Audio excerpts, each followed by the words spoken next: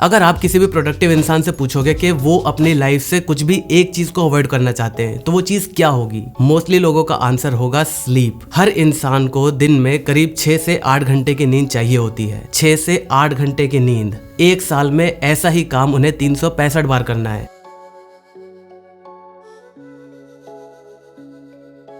तो अगर उसकी लाइफ स्पैन 60 से 70 साल है तो आप खुद ही अंदाजा लगा सकते हो कि वो कितना टाइम अपना सिर्फ सोने में बिता देता है। यहाँ पर अगर आप सोते नहीं हो तो उसके अलग इश्यूज आते हैं।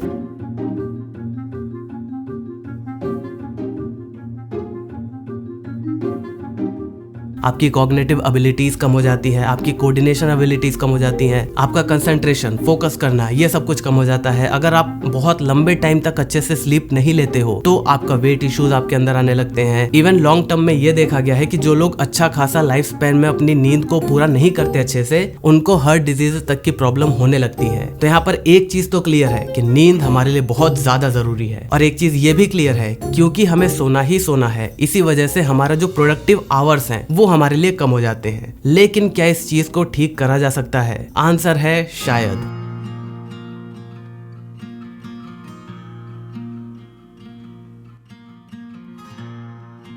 अगर हम बात करें स्पैरोज की, स्पेशली व्हाइट क्राउन स्पैरोज, तो वो जो हैं वो जब माइग्रेशन पीरियड में होती हैं, मतलब जब वो लंबी दूरी तय करती हैं, तो उस टाइम तक वो लगातार 2 हफ्तों तक जगी रहती है। इन स्पैरोज को लंबी दूरी तय करने के लिए, अपने प्रेडेटर्स से बचने के लिए और अपना खाना ढूंढने के लिए ऐसे इन्वायरमेंट में जहां पर कुछ भी अवेलेबल नहीं है, इन्हें 15 से 20 दिन तक भी लगातार जगना पड़ सकता है, डे एंड नाइट। यहाँ पर इस माइग्रेशन पीरियड के इतने लंबे टाइम तक चलने की वजह से, और क्योंकि ये चीज बहुत टाइम से चली आ रही है, स्पैरोज की जो फैमिली है वो बहुत टाइम पहले से माइग्रेशन कर रही है, इसकी वजह से उनके दिमाग का एक हिस्सा ऐसा एक्टिवेट हो चुका है कि जब वो उड़ भी रही होती है उस टाइम पर उनका दिमाग केवल इतना ही एक्टिवेट रहता है कि वो अपने इन्वायरमेंट का, मतलब उनको ये महसूस होता रहे कि उनके इन्वायरमेंट में क्या चल रहा है और वो उड़ती रह सके बस।